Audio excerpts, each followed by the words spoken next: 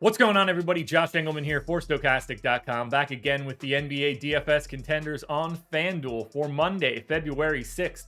Now be sure to hit that like button, subscribe to the channel, and hit the notification bell so you know when everything goes live.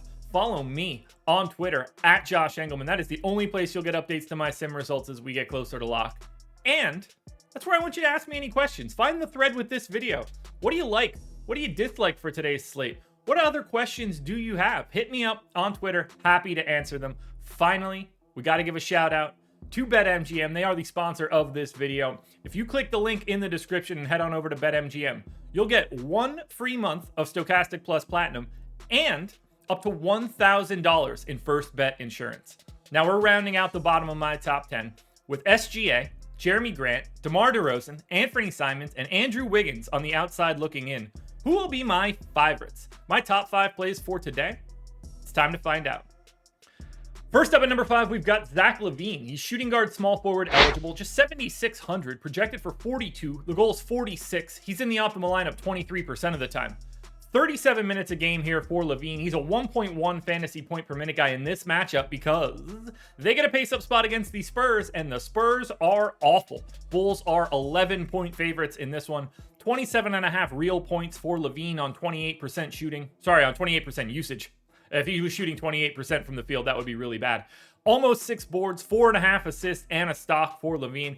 I love the price tag. I love his role in the offense. I love the matchup, and I love the positionality. Shooting guard, small forward really helps you build out a lineup on FanDuel.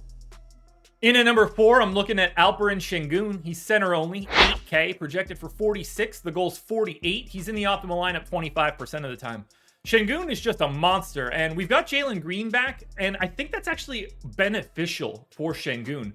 33 minutes here for ALPEREN, 1.4 fantasy points per minute in this spot. It's pace up against Sacramento. The Kings' defense isn't very good. We're talking 23% usage, 19 points and 12 boards, so straight away a double-double. 6 assists as well. This guy is putting up major offensive stats. Oh, by the way, 2.5 stocks. Filling out the stat sheet at 8K. This one's easy to me. I want to get a lot of Sengun tonight. In at number 3, if he plays, that's going to be Christian Wood. He's power forward center eligible, so you get giant flexibility there. 7,900, projected for 44. The goal is 47. He's in the optimal lineup 26% of the time. Now, we don't have a clue how to handle this one. Wood's been out for a bit, but it's a broken left thumb. So in theory, he should still be in shape. He should still be able to play big minutes. I gave him 32, assuming he is in. Oh, by the way, there's been some news around the Mavs as of late. Spencer Dinwiddie no longer walking through that door. Dorian Finney-Smith out as well. And we've got no Luka, no Maxi Kleba. I think I'm missing somebody else, but even still, it doesn't matter. There's a lot of dudes out for the Mavs, including most of their primary ball handlers. So 1.38 fantasy points per minute here for Christian Wood in a nice matchup against Utah, a team that does not have a very good defense. 30% usage here, 23.5 points, 11 boards, 3 assists, and 2 stocks. The fact that you can put him in at power forward makes everything interesting. As long as we know he's playing, I don't assume that he's going to be limited in any way. He's one of the best plays on today's slate. Next up at number 2, I'm going to Jordan Poole. He's point guard, shooting guard eligible, 7,400, projected for 42. The goal is 45. He's in the optimal lineup 29% of the time. We're not going to have Steph for a while, which is kind of a bummer, but this is just going to move Jordan Poole into that point guard role, starting for the Warriors and playing big minutes. 35 minutes a game, in fact. 1.2 fantasy points per minute in a pace-up spot against OKC. Sign me up there. I mean, this is a guy that takes on major usage when Steph Curry's not on the floor. 33% is what I have him projected for today. 29.5 points, 5 assists, 4 boards, and a stock for Poole.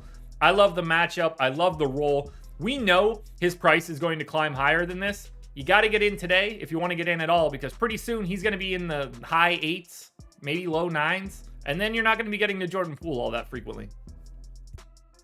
Now, before we get to that number 1 contender, one last reminder to hit the like button, subscribe to the channel, and hit the notification bell so you know when everything goes live. Follow me on Twitter at Josh Engleman. That's where you get my updates. That's where you hit me up with questions. And finally, BetMGM, a free month of Stokastic Plus Platinum, and up to $1,000 in first bet insurance so long as you follow the link in the description. My number one contender for today is Tim Hardaway Jr. Shooting guard, small forward eligibility. Great flexibility for building out a lineup. 5,200, projected for 32.5.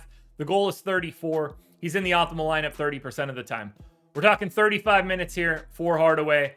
Call it 0.95 fantasy points per minute. Just a completely different player with no Dinwiddie and with no Luka Doncic. 29% usage for Hardaway. 21 points, 5 boards, 2.5 assists, and a stock in that same matchup against the Jazz. But really, what we're talking about here is Tim Hardaway playing a completely different role than he normally does at a price tag that he normally has. It's very simple. Because of no Luka and because of no Dinwiddie, Tim Hardaway Jr. is your number one contender.